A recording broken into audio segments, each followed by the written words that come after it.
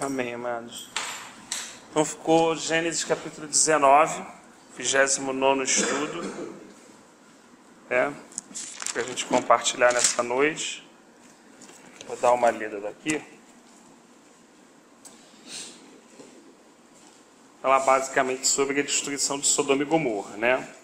Os dois anjos chegaram a Sodoma ao anoitecer, e Ló estava sentado à porta da cidade. Quando os avistou, levantou-se e foi recebê-los. Prostrou-se rosto em terra e disse: Meus senhores, por favor, acompanhem-me à casa do seu servo. Lá poderão lavar os pés, passar a noite e pela manhã seguir caminho. Não passaremos a noite na praça, responderam. Mas ele insistiu tanto com eles que finalmente o acompanharam e entraram em sua casa. Ló mandou-lhes preparar uma refeição e assar pão sem fermento, e eles comeram. Ainda não tinha ido deitar-se, quando todos os homens de toda a parte da cidade de Sodoma, dos mais jovens aos mais velhos, cercaram a casa. Chamaram Ló e lhe disseram: Onde estão os homens que vieram à sua casa esta noite? Traga-os para nós, aqui, para fora, para que tenhamos relações com eles. Ló saiu da casa, fechou a porta atrás de si e lhes disse: Não, meus amigos, não façam essa perversidade. Olha, tenho 2 filhas que ainda são virgens. Vou trazê-las para que vocês façam com elas o que bem entenderem. Mas não façam nada a estes homens, porque se acham debaixo da proteção do meu teto. Saia da frente, gritaram, e disseram: Este homem chegou aqui como estrangeiro e agora quer ser o juiz? Faremos a você pior do que a eles. Então empurraram Ló com violência e avançaram para arrombar a porta. Nisso, os 2 visitantes agarraram Ló, puseram-no para dentro e fecharam a porta. Depois feriram de cegueira os homens que estavam à porta da casa, dos mais jovens aos mais velhos, de maneira que não conseguiam encontrar a porta. Os 2 homens perguntaram a Ló: Vocês têm mais alguém na cidade, genro, filho, filha ou qualquer outro parente?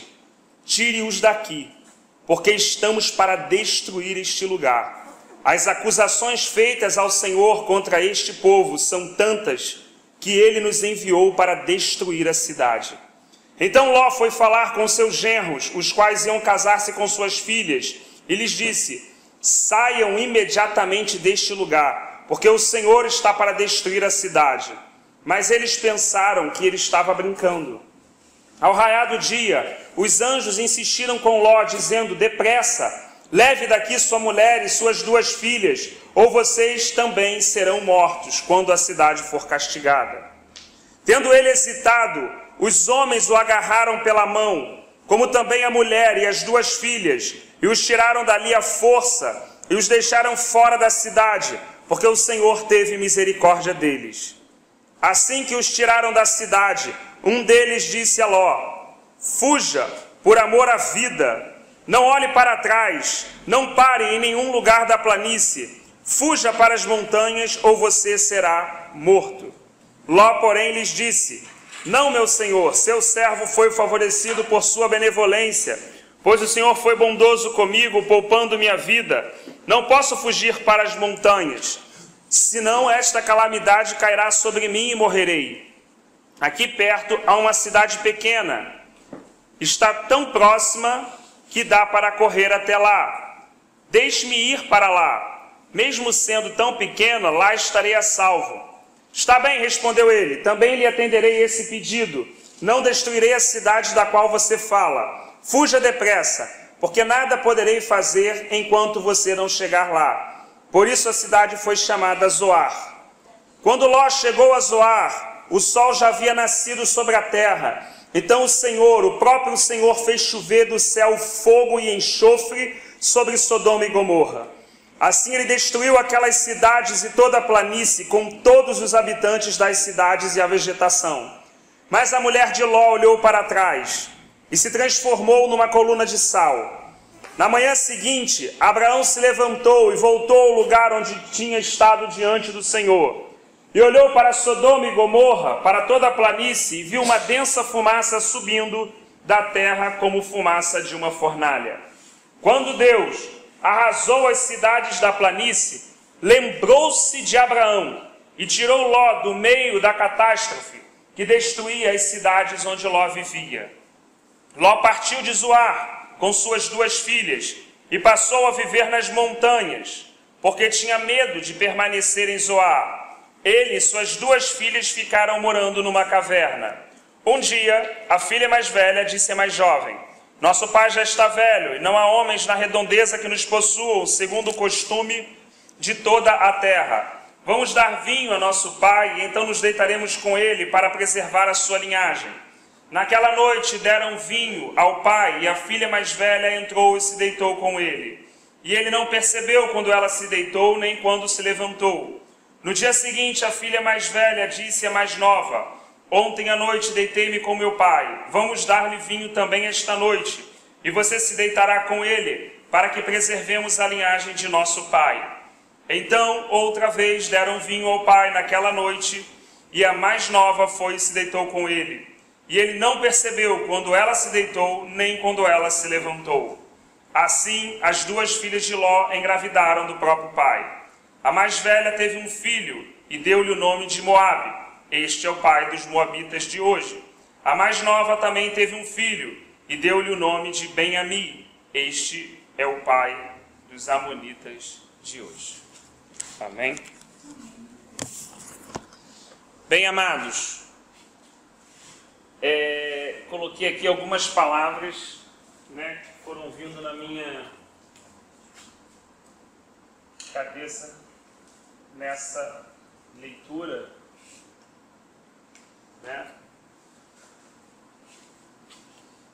E assim, lembrando um pouquinho da quarta-feira passada, Ló também recebe uma visita.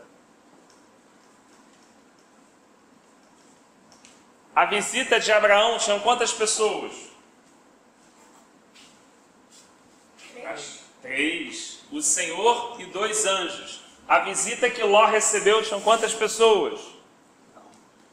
2. Somente 2 anjos. A visita que Abraão recebeu foi uma visita de comunhão, de ampliar promessas, de confirmar promessas, de comer junto com, de passar o dia junto,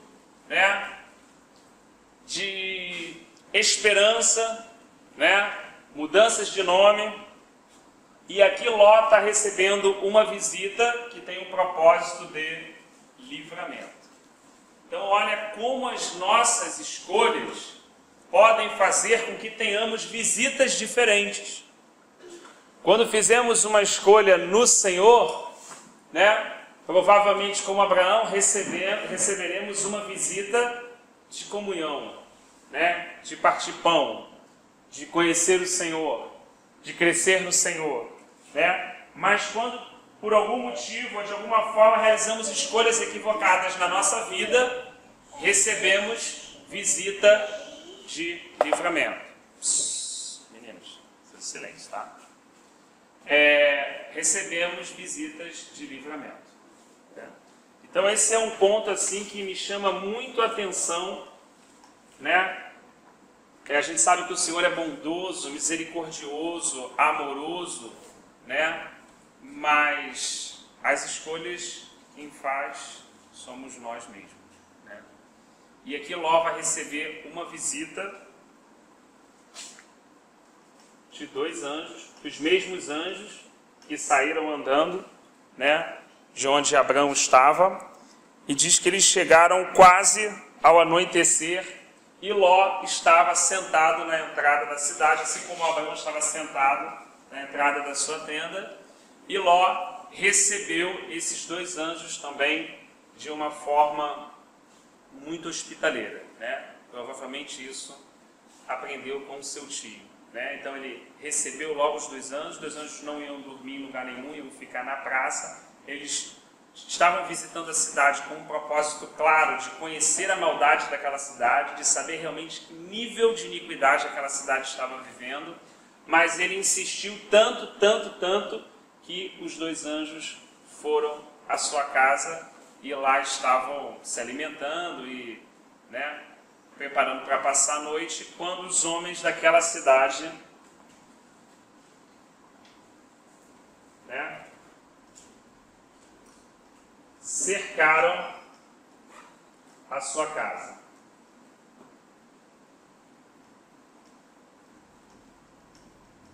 Gente, imagina o que é morar num lugar assim, né? Aquele lugar que parecia a cidade do Senhor, o jardim do Senhor, aquele lugar que parecia assim Campinas Verdes, um local tão bom para tocar a vida, aquele local que parecia a melhor opção, hoje é um local onde Ló está experimentando ter a sua casa cercada de iniquidade. E aquele local, aos olhos humanos, tão ruim, carvalhos de Mamre, um deserto, um local inóspito, né, onde Abrão escolheu residir, ali Abrão tinha sua comunhão diária com Deus, né? Então, às vezes, os olhos nos enganam, não é assim? Nós achamos que alguma coisa é bonita, mas na verdade ela não é. Achamos que alguma coisa é importante, mas na verdade ela não é. Às vezes nós não damos muita importância a coisas que têm muita importância, né? Então aqui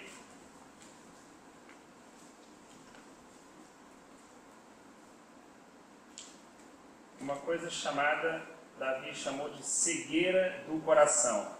Em algum dos seus salmos, quando ele estava irado, ele falava: Senhor, fere os meus inimigos com cegueira de coração, né? Porque Davi sabia que dessa forma eles iam continuar a permanecer endurecidos, seguindo o seu caminho, iriam atrair o juízo de Deus sobre as suas próprias vidas, né? Quando o coração se endurece, quando o coração não consegue mais enxergar, quando não consegue mais fazer escolhas corretas, né, e nem dar a importância às coisas que realmente precisam ter importância, né? Houve uma igreja também que vivenciou isso, né, chamada Laodiceia, porque ela olhava e se achava o quê? Rica, bonita, né, e com todas as coisas que realmente precisava. E o Senhor falou com ela que ela era cega, pobre e estava nua, né? E o Senhor convida ela a colocar sobre os seus olhos colírio. Então Jesus tem um colírio que, ao colocar nos nossos olhos, faz a gente ver todas as coisas diferentes. O colírio não é só para o ímpio, não, porque aqui a gente está falando de muitos irmãos que se reuniam nessa cidade, em Laodiceia, né? Muitos irmãos que, ao longo da sua caminhada, perderam seu discernimento, perderam sua visão espiritual, né? E seguiam num caminho de fazer escolhas aparentes e equivocadas, né? Então o Senhor, com a mesma misericórdia, convida esses irmãos, né, e diz: ó, vocês precisam, né, que eu ponha sobre a vista de vocês colírio, para que vocês possam enxergar, né? Depois vocês comprem de mim vestes, para que eu possa vestir vocês, né? A veste fala o quê? A veste, quando você olha para mim, a primeira coisa que você vê é a minha roupa. A veste, tipicamente falando assim, ela representa na Escritura Sagrada testemunho, aquilo que você vê primeiro. Quando você olha para uma pessoa, a primeira coisa que você vai ver nela é o testemunho dela. Então o que ele estava falando assim: você está nua, falando para aquela igreja, você não tem testemunho meu, você não testemunha de mim, você está nua. É necessário que você compre essas vestes, né, para que você possa se vestir de quem? De mim. Para que você passe a testemunhar da minha pessoa e do meu nome. Então aquela igreja era pobre da glória de Deus, era nua e era cega. É possível, Rafa, que uma igreja esteja nessa condição? É possível. É possível, e a gente tem registros bíblicos, como Laodiceia, e outros registros históricos, né, como a própria cidade de Éfeso também, né? Então locais onde já foram cenário de grandes avivamentos, grandes visitação de Deus por anos, assim, grandes instrumentos de salvação, né, depois simplesmente hoje, ao você visitar, são lugares históricos, derrubados, caídos, né, locais de portas fechadas, né? Isso mostra que, na verdade, a Igreja do Senhor não é o prédio, não é a estrutura. Não adianta reformar, embelezar, construir de novo, né? Está ligado às pessoas daquela cidade que creem no seu nome e que testemunham dele, né? Então, assim, Ló agora está vivendo uma dura realidade, né? E essas pessoas aqui estão querendo invadir a casa dele para tomar aqueles anjos, né, que eram, para eles ali no contexto, eram visitantes, e abusar sexualmente deles. Olha só como é que a coisa chegou. Até hoje, essa palavra sodomia ainda tem uma certa influência grande da cidade de Sodoma, né? Pelo nível de homossexualismo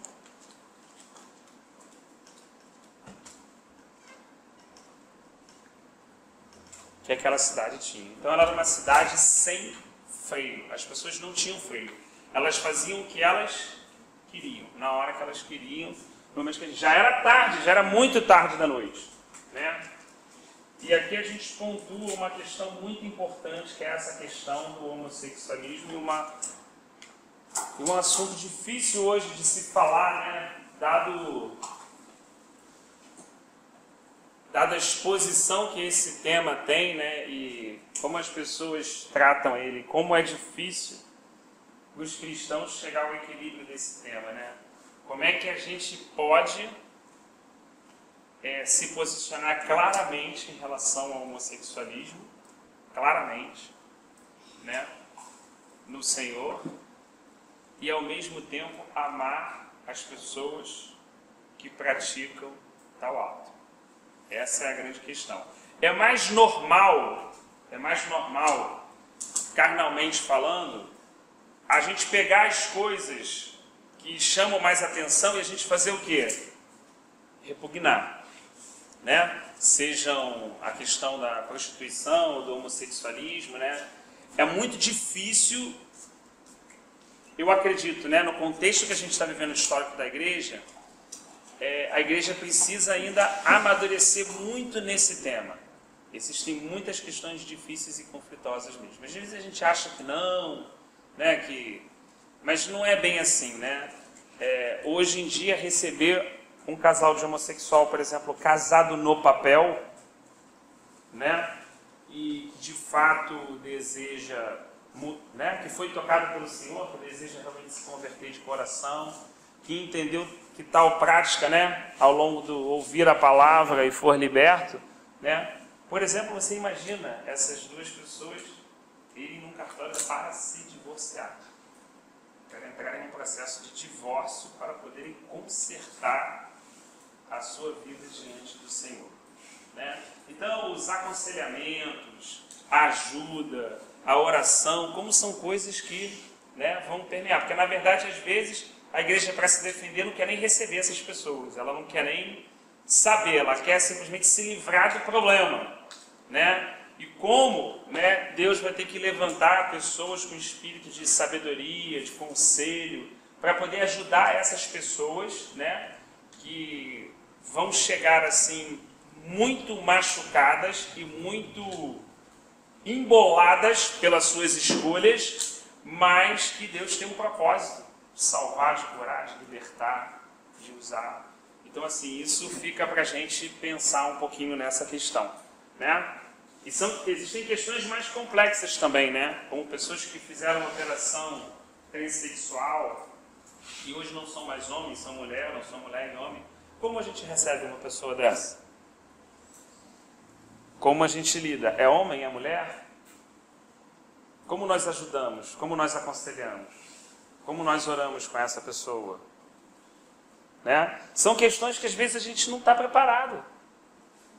A gente não está preparado no Senhor para poder receber. Como poder receber uma pessoa e amá-la sem ser,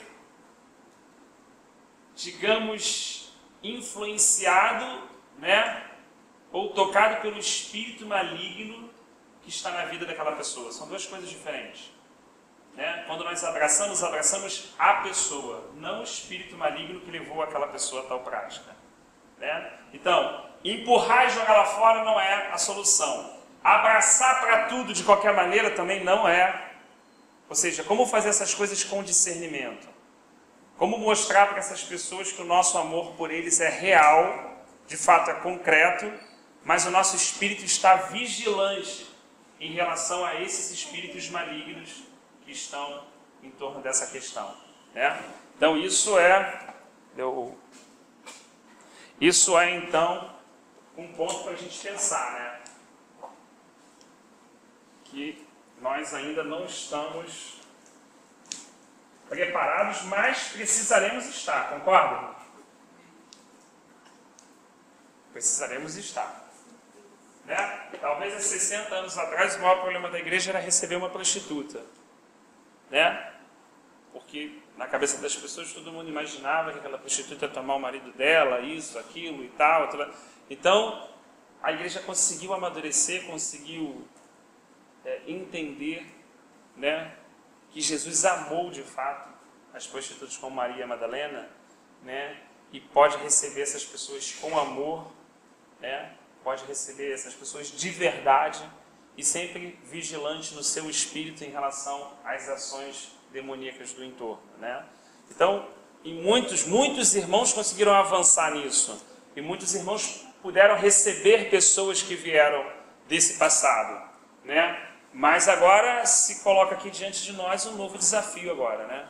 Então, assim, é realmente bem complicado. Ló vivia exatamente nesse entorno, irmãos. O que me deixa curioso é que Ló não... Apesar da Escritura falar claramente que ele era um homem justo, correto, que ele não se contaminava, né? Ele não saiu da cidade, ele permaneceu lá, né? Não sei se por comodidade, ou na cabeça dele não ter para onde ir. Não é assim? Às vezes, quando nós tomamos uma decisão e aquela decisão nos leva a um lugar ruim, a um contexto ruim, e aí nós não conseguimos mais tomar uma outra decisão. A gente se vê naquele contexto, naquele momento. O que eu vou fazer agora? Estou aqui.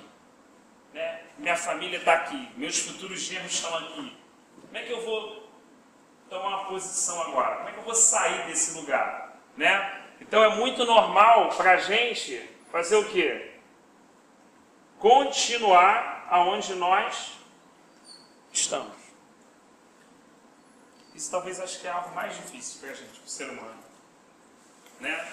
O normal é você continuar onde está mesmo e tentar levar aquilo da melhor maneira, e ele realmente fez isso, tentando não se contaminar e tudo e tal, e realmente se cercando sua vida e tudo, mas ele não saía dali.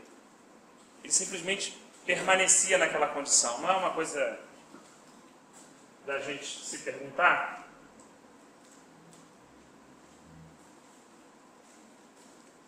Quem gostaria de colocar aí alguma coisa que até o momento lhe intriga, antes da gente avançar para um outro ponto?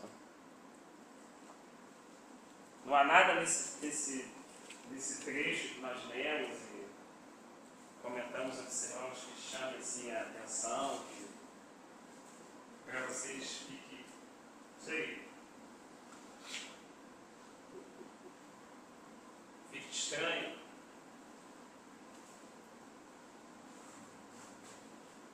Normal? Normal ninguém quer falar. Ninguém quer falar, né? Ninguém quer falar. Quer falar. Bem, coisas estranhas que eu acredito que apareçam nesse primeiro contexto, difíceis da gente até, porque são circunstâncias históricas difíceis de compreender, né? É o caso de Ló ter oferecido suas 2 filhas virgens no lugar daqueles 2 homens visitantes. Né? Por mais que a cultura da época fosse defender um visitante a todo custo, estar debaixo do seu teto, significava defender ele como seu filho ou como sua filha, né? E a mulher ocupar o contexto social que ocupava naquele momento da história patriarcal, realmente soa muito estranho um pai oferecer suas duas filhas dessa maneira. Mas a gente está falando ali de quê, irmão? A gente está falando ali de um estupro grupal. Tem uma passagem na Bíblia que fala também, no Velho Testamento, não vou lembrar não, foi um levita, saiu de uma cidade, foi até buscar a esposa dele, porque a esposa dele saiu de casa de uma maneira errada, foi buscar a esposa dele. Aí quando o sogro insistiu para ele ficar, ele ficou até uns 3 dias, vamos dizer assim. Não estou lembrado bem. Quando eles foram embora, aí a esposa deu uma sugestão de ficar numa cidade, ele não, vamos ficar numa cidade que era, acho que pertencia a Israel, né? Eles foram para lá e foram muito mal recebidos, que era na praça, o tempo todo ninguém chamava, um velho chamou eles para dentro de casa. E aconteceu essa mesma cena aí. Quando eles estavam lá dentro, vieram os homens daquela cidade e quiseram abusar deles também. Aí aconteceu exatamente isso, muito engraçado. Muito bem lembrado. E esses homens que apareceram eram israelitas, da tribo de Benjamim, né? E eles estupraram aquela menina toda a noite violentamente até que ela chegou à morte. O marido dele, vendo a situação, acostando de manhã, vendo que ela estava morta, cortou os seus braços, o seu corpo em 12 partes e mandou cada parte do seu corpo para uma tribo de Israel, dizendo: tal coisa horrenda ocorreu em Israel. E aí todas as tribos enfurecidas, as 11, se levantaram para lutar contra a tribo de Benjamim, né? Foi um momento muito difícil de Israel, né? Porque eles realmente exterminaram quase todas as mulheres benjamitas, a ponto de depois terem que ceder algumas mulheres a Benjamim para não extirpar a continuidade daquele clã, né? Aquilo aconteceu, muito bem lembrado, em Israel. Então aqui o comportamento é fora de Israel, né? Mas nesse fato que ele colocou, o comportamento é em Israel. Então assim, olha que coisa interessante. Aqui o mundo, né? Aqui somos nós, casa de Deus. Sabe o que Pedro diz? Pedro diz o seguinte, que quando começar o juízo vai começar por onde? Pela casa de Deus. Isso é uma coisa que muitas pessoas não compreendem, elas sempre estão olhando para o arrebatamento. Elas não entendem que antes disso existe um juízo. Que Deus vai começar o juízo pela própria casa dele. Para depois, né, ir para o mundo. Né? Isso gera na gente um temor assim, um temor grande, né? É como fosse um acerto de contas. Né? E na verdade Deus, não nesse acerto de contas, não está cobrando coisa impossível, Ele não está cobrando coisa grande demais, Ele não está cobrando aquilo que a gente acha, não. Né? Ele simplesmente, como Ele fez aqui com Ló, Ele está o quê? Retardando, Ele está, entre aspas, demorando, Ele está sendo longânimo, Ele está aguardando o nosso posicionamento, Ele está aguardando o nosso arrependimento, Ele está dando tempo para a gente tomar as nossas posições, Ele está falando e aguardando uma resposta do nosso coração. Então assim, quando Ele realmente intervir esse acerto de contas, né, eu acredito que nós vamos ficar assim muito impactados, irmãos, porque vai ser um momento, pelo menos ao meu ver, muito difícil, né, da igreja do Senhor, porque você vai começar a ver o juízo de Deus dentro da casa dele, né? É aquela história, você pode falar o que for de Ananias e Safira depois que eles morreram, mas antes eles eram o quê? 2 irmãos, pô, comum, normalmente andando no culto, oportunidade e tal. Entendeu? Enquanto aquilo, a hora que eles, né, cometeram um pecado contra o Espírito Santo, o que aconteceu? O que Pedro falou? Falou, cara, você não precisava. Às vezes tem pessoas até que com essa passagem, né? Cara, você não precisava ter dado nada. O terreno era teu, cara. Não era obrigado. Na verdade, o que está em questão ali foi ele imitar uma ação do Espírito Santo mentindo na sua própria força. Porque os irmãos faziam aquilo por quê? Estavam cheios da graça de Deus. Ele vendia, pegava, ajudava a fazer isso. Quem não quisesse fazer, não precisava fazer. Ele quis imitar aquele comportamento, né? Mas na verdade disse que o valor era um quando era outro. E Pedro falou assim, aqueles homens estão aqui, eles vão levar você. Quando ele acabou de dar essa palavra, o cara caiu morto. Quem matou ele no meio do culto? O Espírito Santo. Depois, quando chegou a mulher, Pedro deu oportunidade a ela e perguntou, foi assim, assim, assim, assim que você fez seu marido? Ela, foi, porque coadunou juntamente com o teu marido neste pensamento. Aí tá os homens que levaram teu marido vão levar você. Ela, pum, caiu morta no meio do culto. E existem vários registros bíblicos de avivamentos de pessoas que morreram no momento do culto. Por quê? Porque a hora que Deus está derramando com graça, de uma forma super extra natural, onde Ele está mostrando que Ele é Ele mesmo de fato, as nossas atitudes que passavam despercebido não passa mais. Não que não passava, nunca passou despercebido para Deus, mas em relação ao juízo e pelo contexto que se vivia, né, a misericórdia englobava aquilo. Mas quando Deus está se fazendo presente de uma forma clara, real, onde não há dúvida, não há engano, não há mistura, é Deus mesmo que está falando, que está fazendo, que está agindo.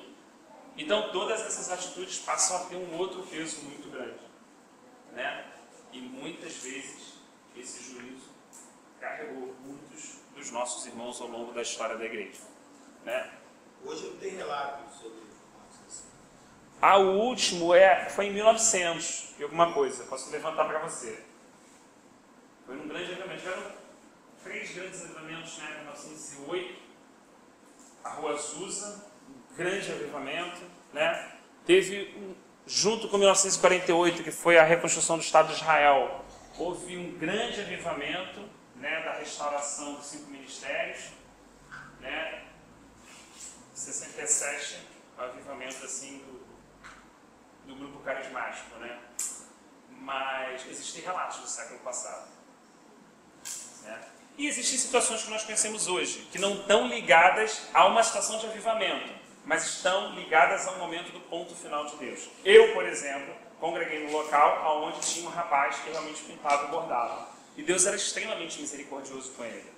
Extremamente misericordioso com ele. Aí é que está, a questão não está, a gente olha o juízo sempre com uma coisa assim, né? Como Deus fosse, pá, não é assim, o juízo não tem essa ideia, né? Na verdade, antes do juízo, quantas oportunidades vieram?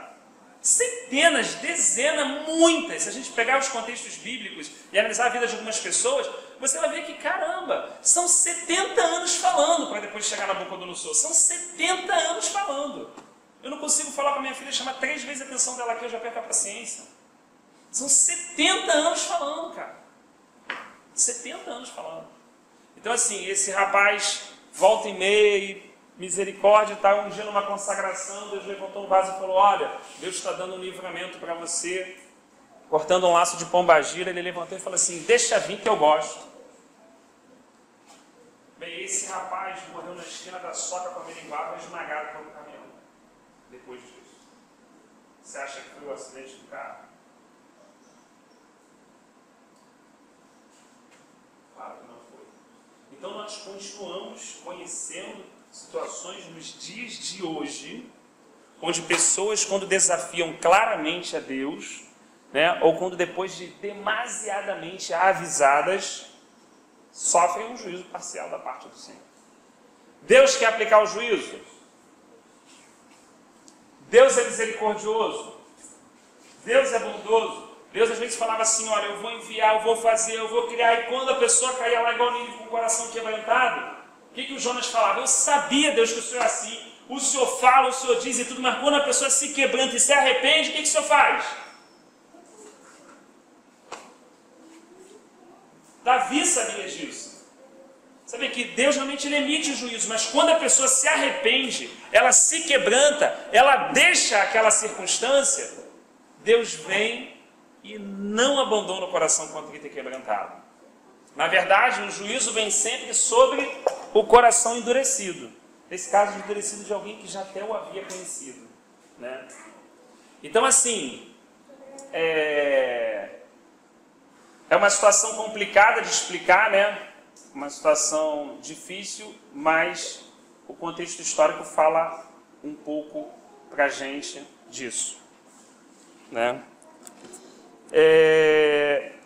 A segunda parte, assim, que me chama bastante a atenção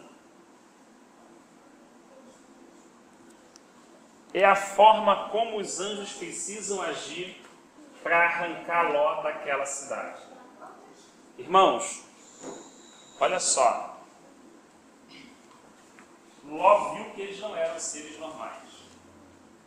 Ló viu que eles simplesmente, com o agir de uma mão, todos aqueles homens ficaram o quê? Cegos, não conseguiam encontrar o quê? Nem a porta. Ele sabia. Ele sabia que algo estranho estava acontecendo. Não é assim? Sarinha, filha, se papai falar mais uma vez com você, eu vou para o banheiro te disciplinar. Tá bom? É a última vez que eu falo com você. Se eu ouvir a sua voz de novo, eu vou te corrigir. Tá bom? Combinado, então. Então ele sabia que era um ser que não era um homem normal, né? E ele sabia que algo estranho estava acontecendo naquela cidade. Ele ouviu uma palavra clara de juízo e ainda assim o que aconteceu? Ele não conseguia tomar atitude. Isso não chama a atenção de vocês, não? O anjo falou assim, cara, olha só, você tem alguém nessa cidade? Depois de ter acontecido aquilo, as pessoas cegas, uma procurando o outro, chega e fala assim, cara, procura e sai agora, porque nós viemos para essa cidade para destruir essa cidade. E aí ele não conseguia fazer o quê? Ele não conseguia, sabe? Ele não conseguia desenrolar a coisa. Ele foi, falou com os genros achavam que ele estava brincando, ele foi até as filhas e os anjos, a noite estava terminando e ele não tomava uma atitude. A cidade estava para ser destruída e ele não conseguia fazer o quê? Sair de lá. Deixar tudo. Ele, quando entrou em Sodoma e Gomorra, ele entrou como? Rico. A ponto dos pastores dele estarem brigando com os pastores de Abraão, não é assim? E agora ele ia sair daqui o quê? Sem nada. Olha, parceiro, a gente está dando só a vida para vocês. Pega você, seu genro, sua mulher, suas filhas e vaza daqui. Porque toda essa cidade vai ser destruída. Cara, o livro de Provérbios diz, né? Há caminhos que parecem ao homem um bom caminho, mas no fim são caminhos de morte. Esse Ló me parece bem estranho, né? Porque ele já vem fazendo escolhas erradas desde o princípio, né? Quando ele discutiu lá com Abraão lá a respeito dos pastores dele lá, ele olhou a campina, escolheu até o lado mais, parecia mais formoso, o negócio estava melhor, aquela coisa toda. Depois tem essa atitude das filhas dele também, que ele oferece às filhas dele. Mais na frente ele ainda vai fazer mais coisa errada ainda. Então, olha só, ele parece até comigo, olha só. Olha só que coisa interessante, sendo bem sincero. Você falou da primeira escolha dele, né? Imagina, eu tenho uma mulher e 2 filhas. Tenho ovelha pra caramba, meus pastores estão brigando com os pastores dele. Ele chega para mim e fala assim, ó, pode escolher. Ó, eu dormi em qualquer lugar, tá tranquilo. Mas o que eu vou fazer com esse mundo de ovelha? O que eu preciso? De pasto. Eu olho para um lado, só areia. Eu olho para o outro e vejo a campina do Jordão. Rio, ovelha precisa de quê? Água. Então eu vou escolher, a minha escolha vai ser em função de eu resolver o meu problema. Eu já tinha informação também que a cidade era ruim. Não tinha. Não tinha. Ele não tinha informação. Se você ler o texto bíblico, diz: Ló não sabia que aqueles homens eram perversos diante do Senhor. Ele não tinha, ele estava. Se ele tivesse, teria um outro peso sobre a vida dele. Ele não tinha. Ele olhou e falou, porque aquela cidade era como o jardim do Senhor, as campinas do Jordão. Foi os 2 capítulos anteriores, né, que a gente estudou. E ele não sabia, se você ir lá. Então olha que coisa interessante. Quando ele escolhe em função de resolver o problema dele. Ele não sabia que ele estava entrando no maior rolo. Mas ele achou o quê? Pô, vou levar para lá, água eu tenho, gado eu tenho, tá fechado. Uma casinha, tu não faça a escolha. Aí é que está o grande problema. Aí é que está a dificuldade, entre aspas, da gente viver por fé. Porque eu posso olhar 2 caminhos. Por que eu disse que ele é parecido comigo? Porque eu posso olhar 2 caminhos e não saber. E falar assim, pô, esse aqui me resolve legal. Pô, pegar esse empreguinho aqui vai ser show de bola. Do lado da minha casa, eu ando 200 metros, eu almoço em casa, fechamento. Pô, esse aqui, meu irmão, Irajá, pegar 2 ônibus, tá louco, é 50 minutos e tal. Pô. E aí, em vez de eu perguntar a Deus qual é a porta que Ele está me abrindo, eu faço a escolha baseado para resolver o meu problema. Isso é a síndrome de Ló, meu irmão. Isso é a síndrome de Ló. É quando nós escolhemos coisas pela nossa vista para resolver o nosso problema. E o que Ló fez, né? Talvez, eu digo por mim, tá? Não posso falar pelos irmãos, mas nós fazemos muitas vezes, não é assim? Muitas vezes. Meu Deus.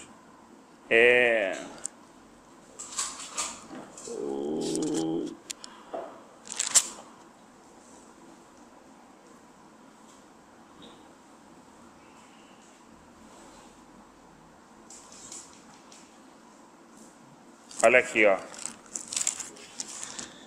Olhou então Ló e viu todo o vale do Jordão, tudo bem irrigado. Olha o que ele precisava. Até Zoar, essa cidade para onde ele foi depois, era como o jardim do Senhor, como a terra do Egito. Isto se deu antes do Senhor ter destruído Sodoma e Gomorra. Ló escolheu todo o vale do Jordão e partiu em direção a leste.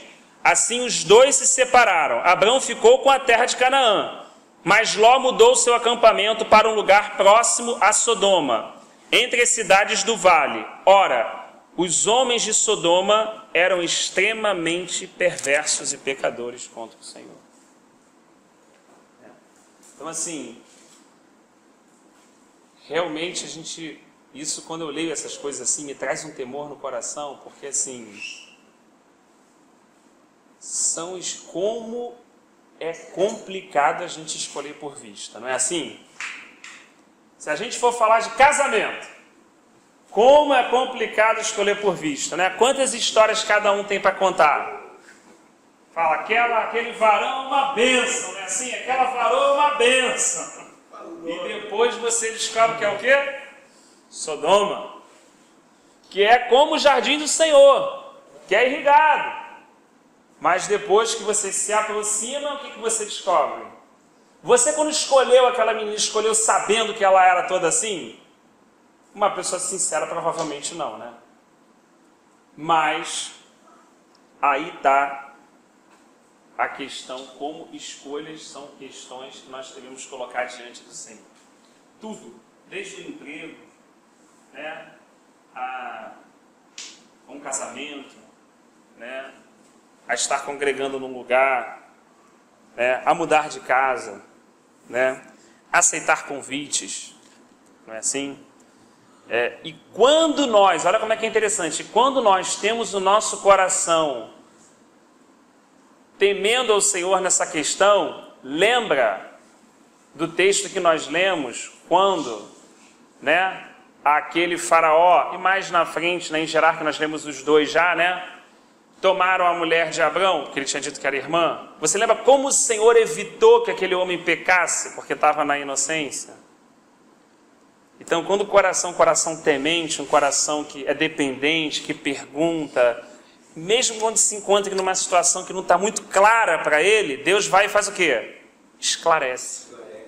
Deus esclarece. Porque Deus é fiel. Não deixa a pessoa o quê? Enganada. Através de um sonho, de um irmão, de uma palavra do Senhor, Deus vai lá e esclarece. O irmão fala: opa, foi mal, Senhor, eu estava indo para Sodoma, deixa eu voltar lá para os carvalhos de Manre, solzinho nas costas e tudo, mas aquela coalhada e passar a tarde com o Senhor não tem preço. Não é assim? A presença não tem preço, né? E aí Ló chega a tal ponto que o anjo fala assim para ele: cara, você tem que sair, cara, a cidade vai ser destruída. E ainda assim o anjo olha e vê o quê? Que ele não reage. Então o que o anjo faz?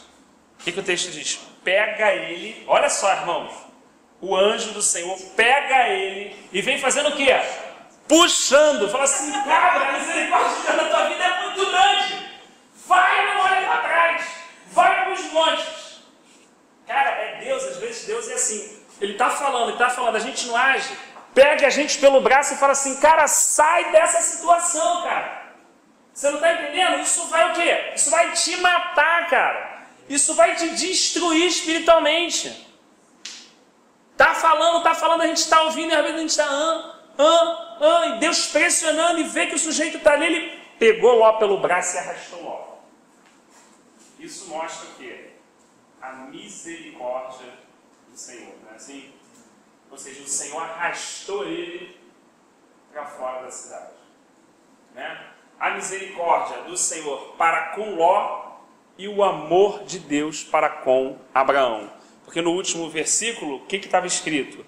Que Deus, quando foi destruir, lembrou o quê? De Abraão. Lembrou que Ló era sobrinho de Abraão. Mas que eu perguntar se logo nesse caso parece que foi alcançado pela misericórdia que Deus tinha por Abraão. Tem a questão da intercessão, lembra que ele ficou intercedendo. Então ele primeiro, com os 318, salvou Ló daquela situação de Ló havia se levado cativo, e agora de novo ele intercede e a mão de Deus vem sobre Ló e retira ele dali. Olha que coisa linda, isso acontece muito na Escritura, né? Quando Deus vai disciplinar Salomão, o que ele faz? Olha, por amor que eu tenho ao teu pai Davi, o quanto eu amo o teu pai e ele me ama, por esse meu amor com ele, eu vou te poupar, Salomão. Eu não vou fazer isso aqui enquanto você estiver vivo. Mas quando você morrer, irmão, e o teu filho assumir o trono, ele vai ficar só com 2 tribos. E 10 tribos eu vou entregar para outro homem. Olha só, quando Deus deixa de fazer algo com um filho por causa do pai. Às vezes o filho está lá e tal, e pela oração do pai, pela oração da mãe, pela intercessão, Deus está fazendo o quê? Guardando aquele filho. É claro que a intercessão é um mistério, a gente não tem como determinar essas coisas, a gente sabe que existe a opção individual da pessoa, mas a gente consegue perceber ao longo da Escritura que Deus poupa alguns por causa da intercessão de outros. É um fato, é como a gente leu agora, né? Tá escrito. Então Deus poupou ele. E parece que a disciplina sobre a vida de Ló, na verdade, são suas próprias escolhas. Porque, irmão, às vezes a gente fala assim, às vezes quando a gente está numa situação que a gente é ferido, ou a gente perde alguma coisa, a gente quer logo justiça, né? Pô, fiz um negócio aqui, o cara me levou, o cara é 7, pô, e Deus, mostra que eu sou teu servo e pesa a mão logo, arranca esse dinheiro dele, e pá. E às vezes a gente não vê nada. Não é assim? Não vê nada. Se o cara é 7, o cara me deu uma volta, o cara está lá, né? Porque a justiça de Deus não é como a nossa. A Escritura diz que a nossa é como um trapo de imundície. A justiça de Deus não. Então o que ocorre? Às vezes as próprias consequências da escolha da pessoa já são sobre a vida dela uma disciplina. Pensa bem, vamos tentar. Pensa bem Ló sentado na porta de Sodoma e Gomorra, pensando assim: cara, como é que eu vou criar minhas filhas, cara? Meu Deus, como é que eu vou tocar minha vida aqui? no meio desse povo louco, cara, no meio todo dia, situação, tudo, meu Deus, como é que eu vou fazer? Como eu tenho saudade daqueles momentos que eu estava com Abraão, via ele levantando um altar, via ele levantando uma coluna ao Senhor. Tinha umas briguinhas de pastor, mas pô, hoje eu vejo que isso não era nada. Imagina ele dormindo, acordando e vendo aquelas cenas que faziam o quê? Deixava ele profundamente angustiado. Imagina viver assim, irmãos. Viver sem propósito, sem direção. Estar num lugar, estar apático, não conseguir sair, não conseguir reagir. Ser levado pelas circunstâncias, literalmente. É a própria disciplina sobre a vida da pessoa. Não precisa acontecer mais nada. Na verdade, a pessoa só está se dando bem aparentemente. Porque no fundo, o que está acontecendo? Quando a gente olha por trás, quando a pessoa deita no travesseiro, qual é a realidade dela? Será que é aquela que ela demonstrou quando estava tirando onda? Não é. Não é. Né? Quando a angústia se apodera do coração da pessoa. Olha só, por exemplo, o que Pedro fala a respeito dessa circunstância. Oh, minha vista está completamente terrível. Ó, 2 Pedro 2,6, olha que coisa interessante. Vou ler até um pouquinho antes para dar um contexto para a gente.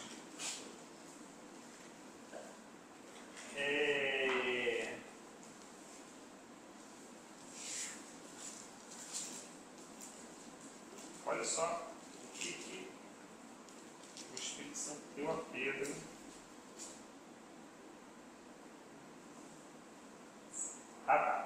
Pois Deus não poupou os anjos que pecaram, mas os lançou no inferno, prendendo-os em abismos tenebrosos, a fim de serem reservados para o juízo. Então, número 1. Quando os anjos pecaram, a começar de Lúcifer e 1/3 restante que o seguiu, Deus não poupou esses anjos. Deus os lançou aonde? No inferno. O inferno, por dizer, né, por reforçar, não é o fim. O fim é o lago de fogo, onde o inferno vai ser lançado junto com a besta e o falso profeta. Né? Então, esses anjos estão aguardando o juízo. Se lê em Apocalipse, há demônios que estão aprisionados e nem soltos podem estar. Por causa do estrago, do nível de estrago que pode fazer. Estão aprisionados, aguardando o dia do juízo. Olha só como é que é coisa séria, né? Então existe, como Paulo falou, principados, potestades, hostes malignas do ar. A gente sabe que existe um sistema satânico, o mundo jaz no maligno, que debaixo da permissão de Deus, né, vem sendo governado pelo príncipe desse mundo, né? Mas todo esse sistema angelical caído já está aguardando o seu juízo final. Já foram julgados na cruz, como Paulo falou. É como alguém tem uma sentença, a pena de morte. Agora o cara fica ali, às vezes aguarda 2, 3 anos para poder ir para a injeção, para a câmara de gás, né? Então a mesma questão. Já tem a sentença na cruz, Paulo fala claramente, foi dada, mas está aguardando o dia do juízo. Então, ele está falando aqui nesse texto que o Senhor não poupou esses anjos caídos, né? Ele não poupou o mundo antigo, quando trouxe o dilúvio sobre aquele povo ímpio, mas preservou Noé, o pregador da justiça, e mais 7 pessoas. Então ele fala também, olha, Deus, quando a iniquidade chegou naquele estágio máximo, o que ele fez? Deu a oportunidade e deu.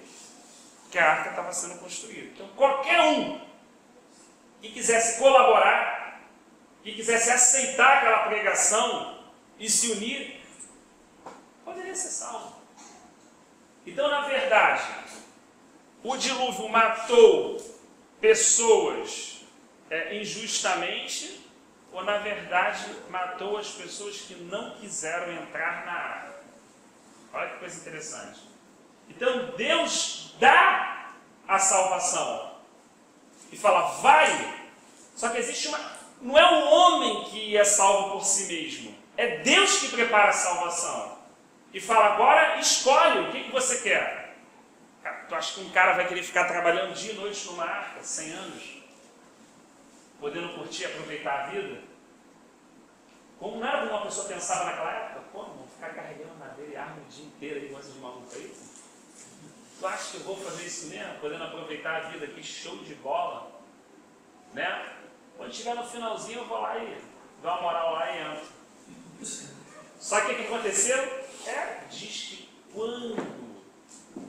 quando chegou o tempo, olha que coisa interessante, Deus fechou a arca 7 dias antes de começar a chover.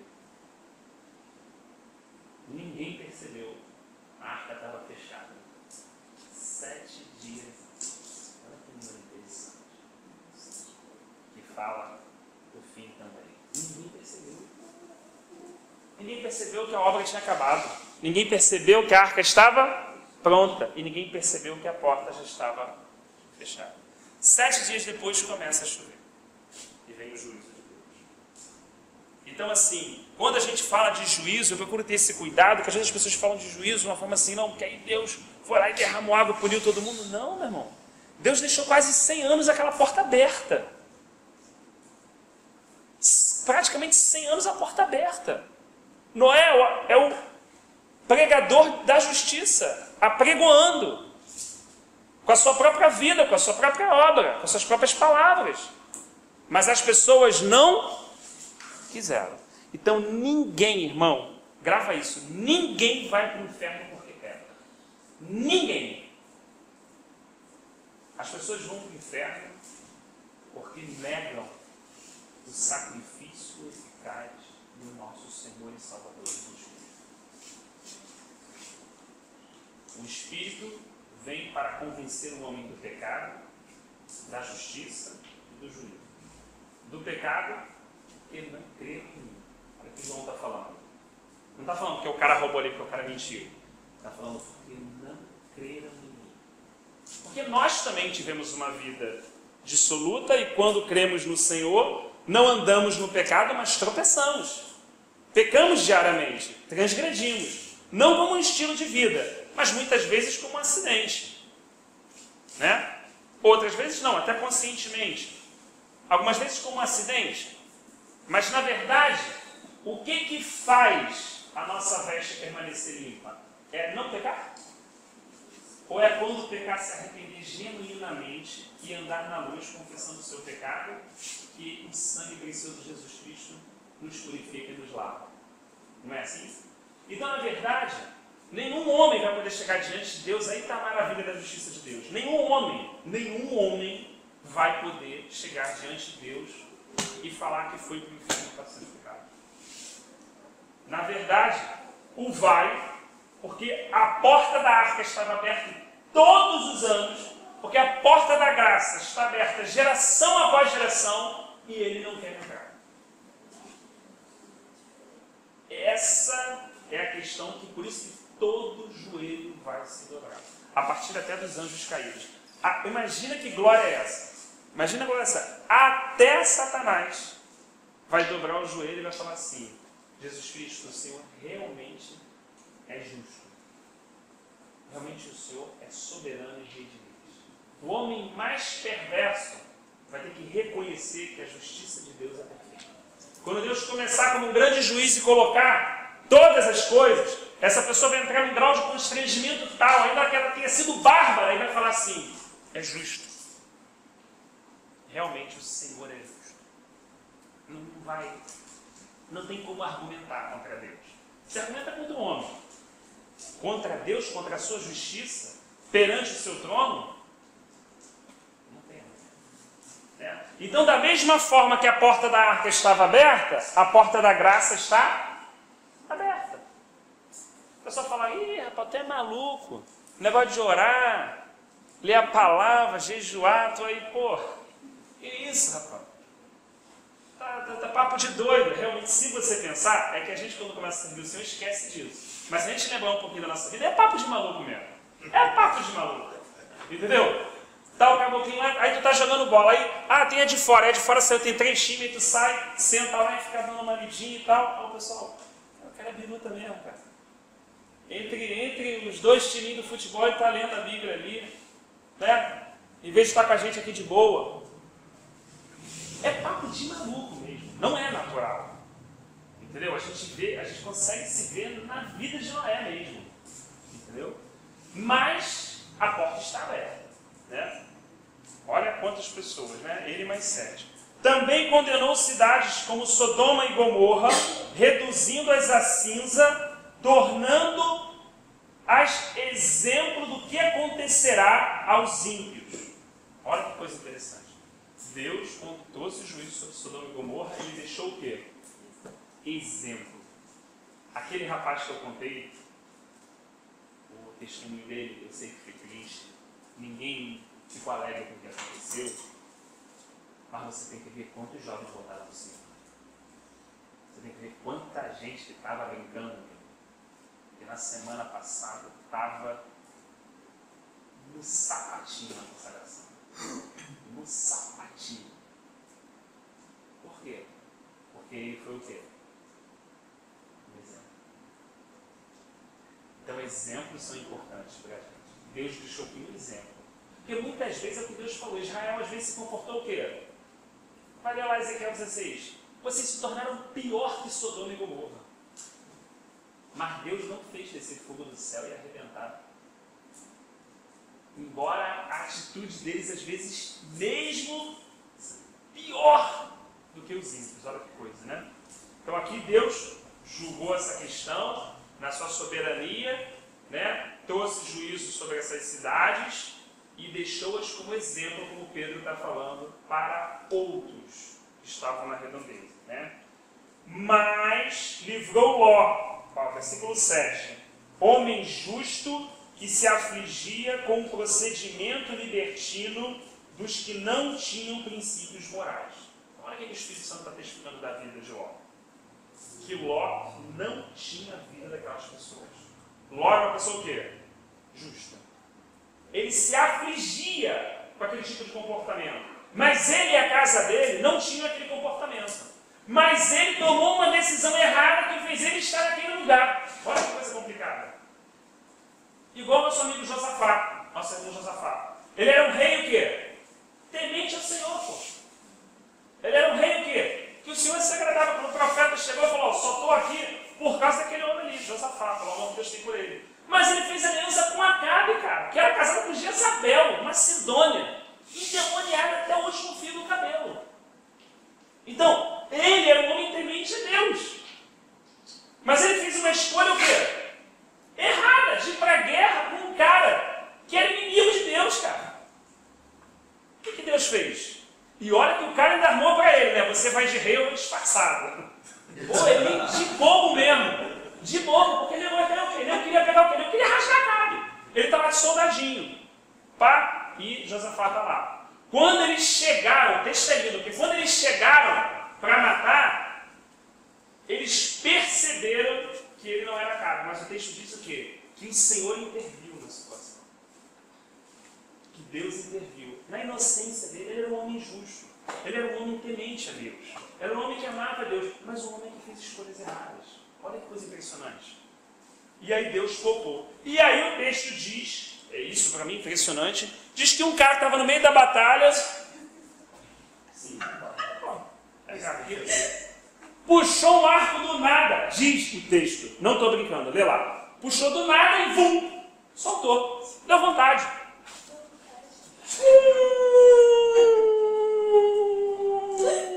Está lá o soldadinho aqui, de boa. E onde a flecha entra? Entre a armadura de Saul. Ou seja, um Deus não se disfarça. Não tem sete. Não tem como passar o outro para trás. Se tivesse jornal naquele tempo, ia ter o quê? Flecha perdida atinge rei de Israel. Flecha achada. Cara, jogou do nada. Não foi do nada?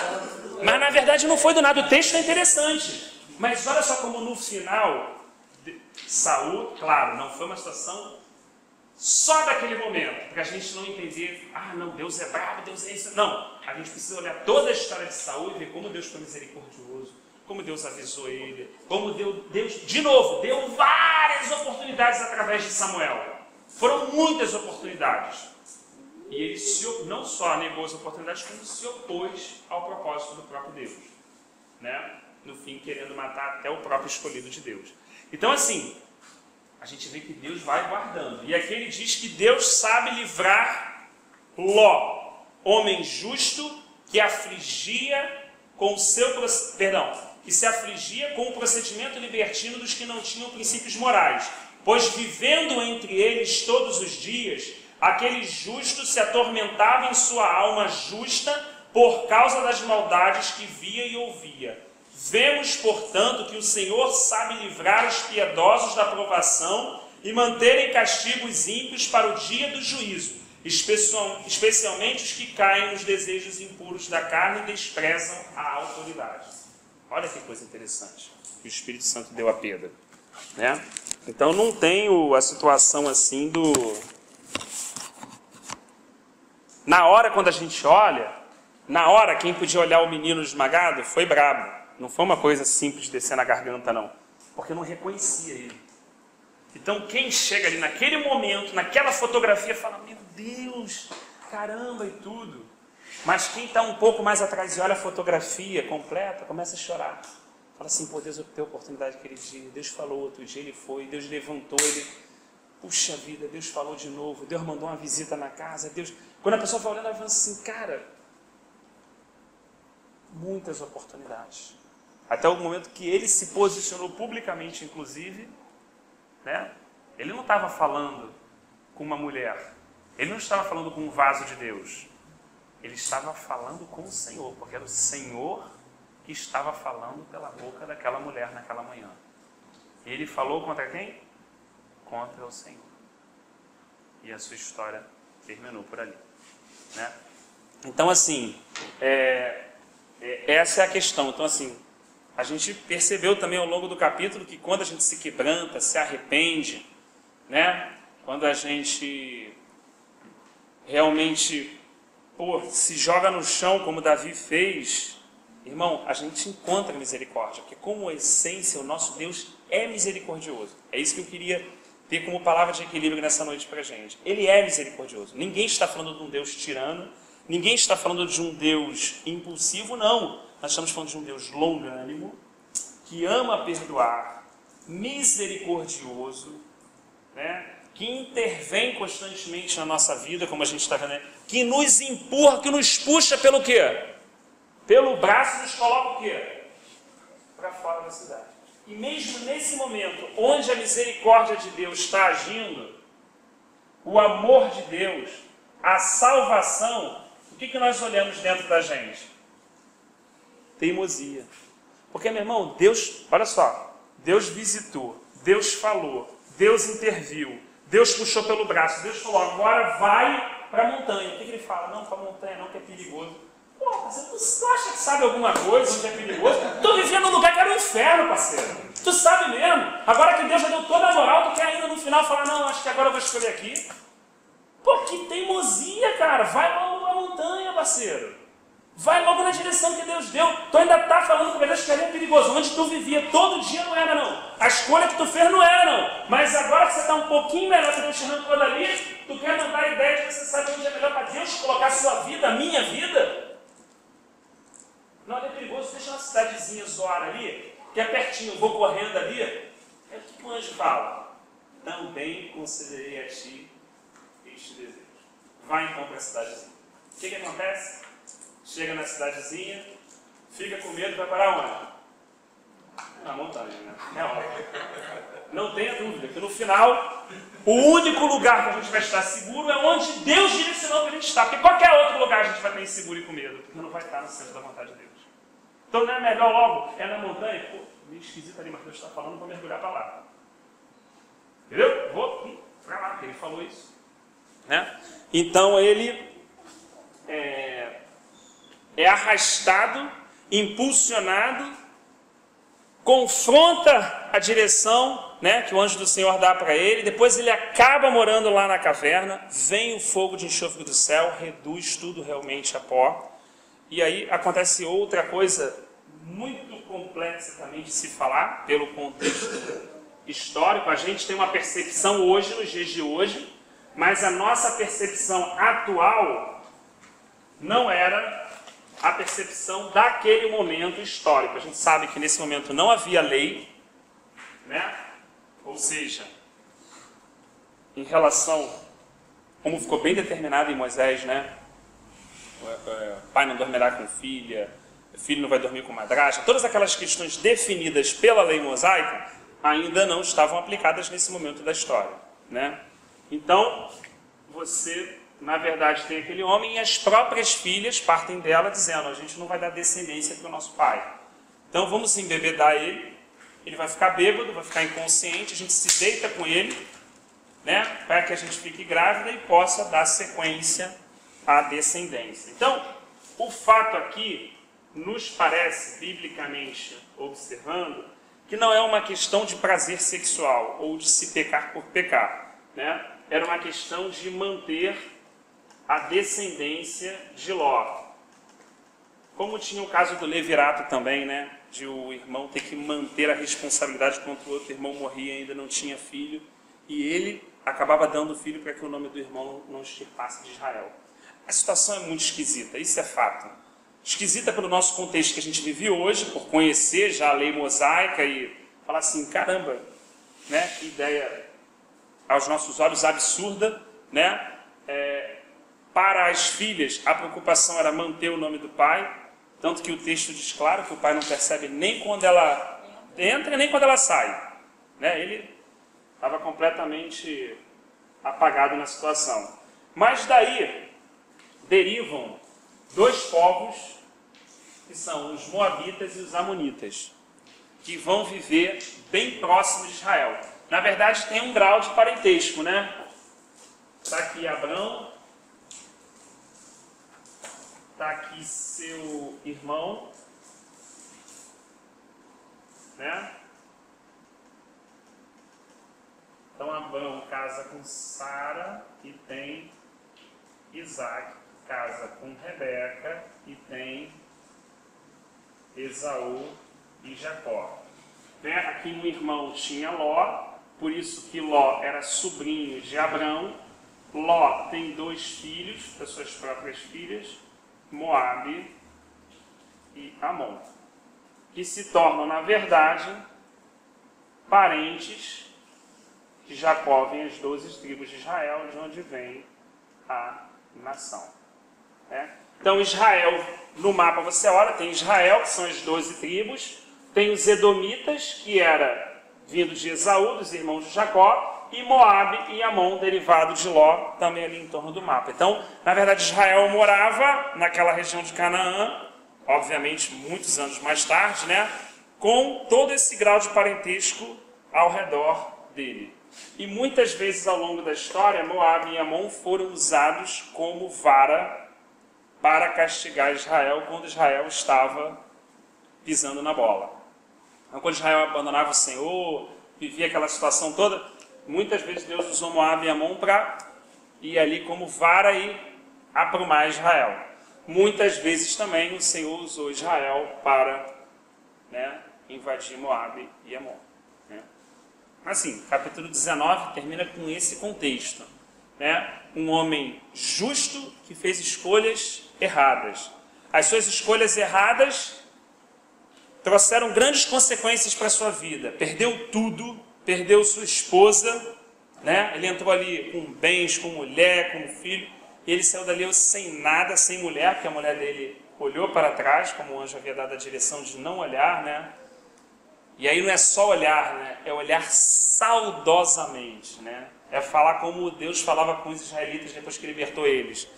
Vocês têm saudade do Egito, isso é o que mata, né? No coração vocês voltaram para o Egito, né? Então é esse olhar que está falando, é esse verbo. E ela olhou realmente porque a vida dele estava onde? Estava ali, gente. Por isso que era difícil tomar decisão.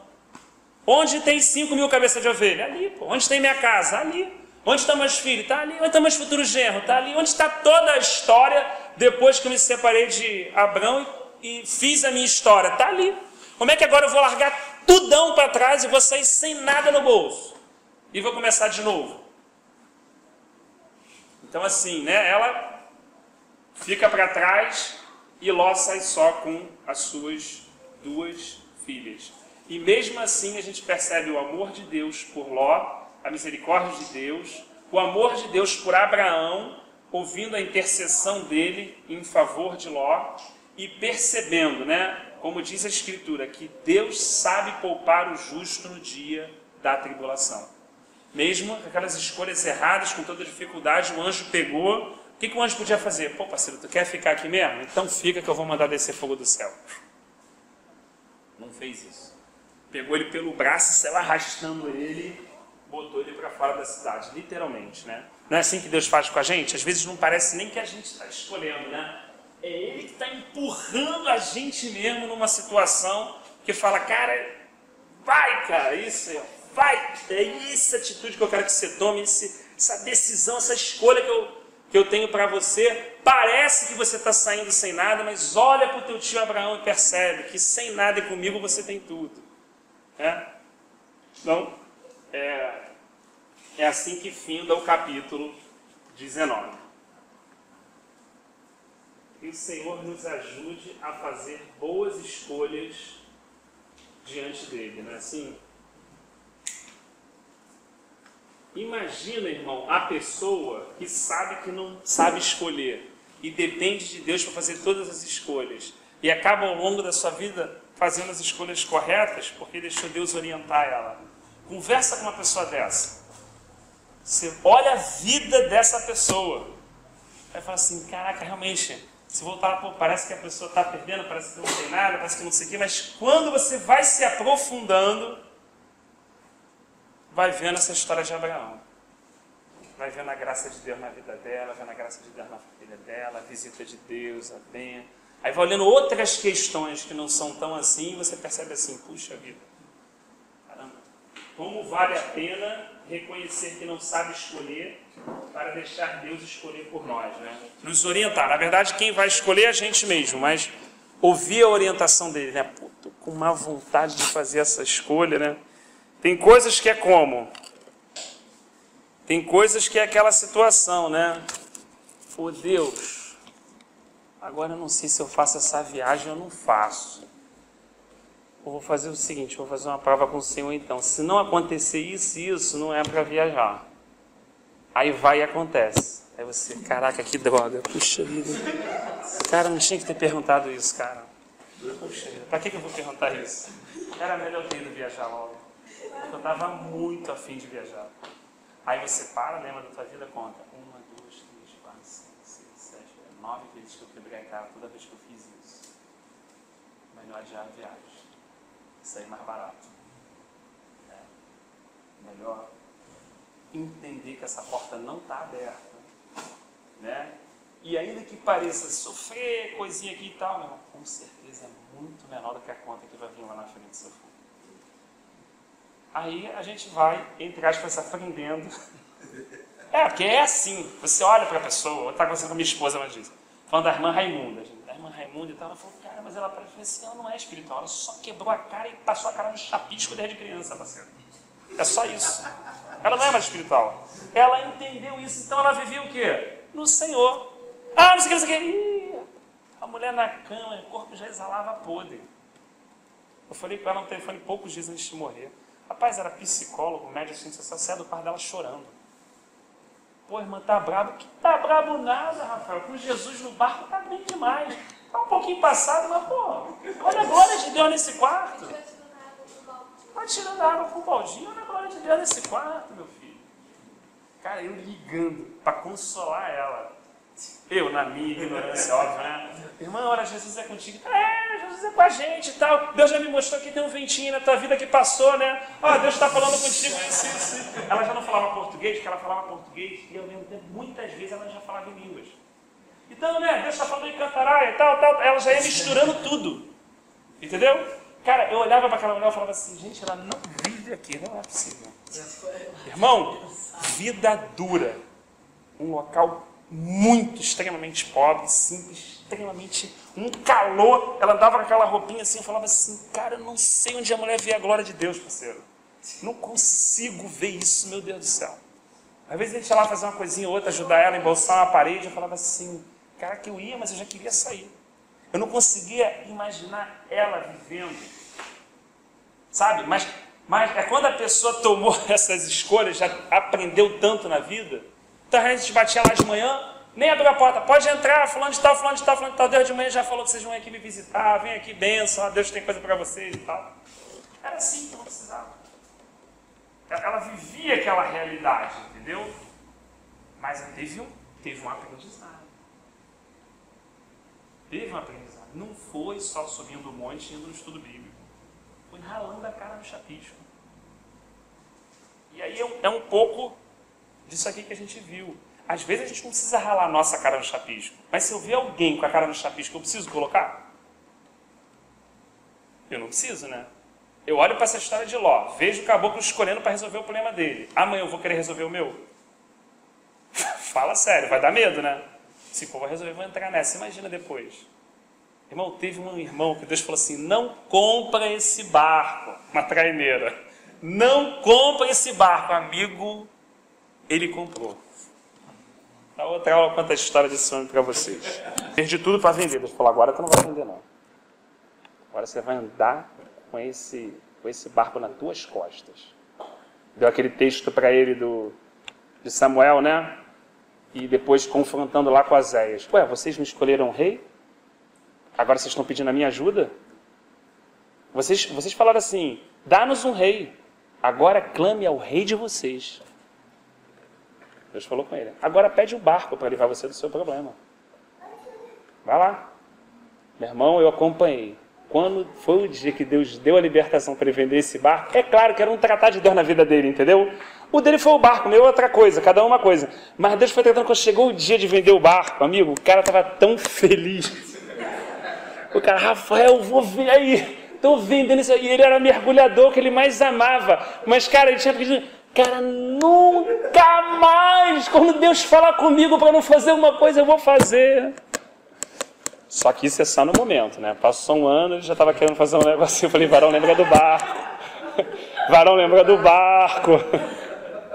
Aí ele, né, o barco. Porque a gente é assim, né? Agora nunca mais, Senhor. Passa um ano e meio. Aquela pressão já não está tanta forte nas costas. Olha o que aconteceu no livro de Juízes. O nego gemia. Aí Deus vai lá e levanta um Baraque, um Jefté, um Sansão. Aí Deus vai lá e dá vitória para eles. Eles, pô, vitória, nunca mais servir outro Deus, mó furada. Servir outros deuses é mó furada, o Senhor é Deus, o Senhor é Deus, o Senhor é Deus. Passou 4, 5, 6, 7 anos, pô. Mas uma ofertinha para Baal, para cair uma chuva, não é demais, né? Porque, pô, negócio que eu estou precisando dar uma produção aqui legal, né? O Baal, Deus da fertilidade, para não ter uma produção legalzinha, já dou uma incrementada aqui, dou um plus no meu comércio, pô. Aí entrava Baal de novo. Entrou Baal, o que acontecia? Os inimigos iam lá e faziam o quê?